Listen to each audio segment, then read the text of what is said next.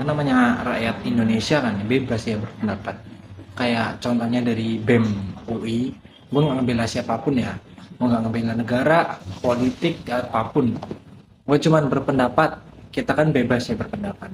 Oke, jadi menurut gue gini, kalau sekarang nih BEM UI yang mau menyatakan suaranya ke pemerintah. Sebenarnya ya kalau yang dari yang gue pahami, namanya saham, namanya uang, namanya segala macam lah, ekonomi, lebih tepatnya ke ekonomi, itu sebenarnya nggak cuman setak di situ-situ aja gitu ya. Kalau misalkan negara ekonominya setak di situ-situ aja, itu nggak akan ngasilin apapun.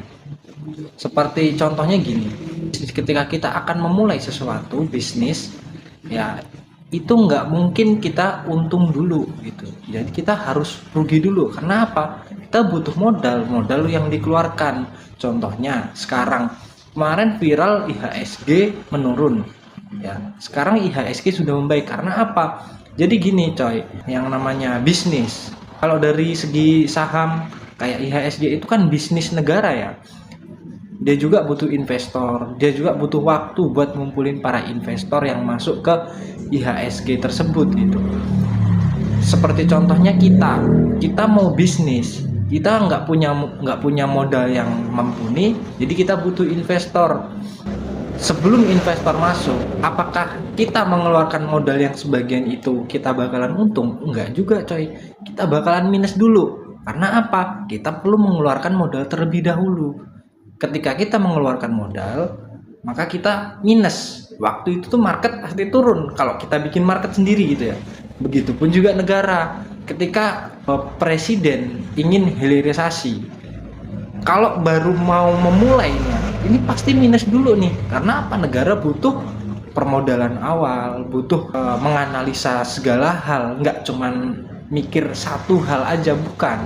Nah, jadi kayak ketika dia mau ketika negara mau melakukan hilirisasi, itu butuh waktu buat mengumpulkan dana, buat mengelola, buat manajemen dan segala macam. Makanya apa, awal itu pasti saham turun dulu gitu.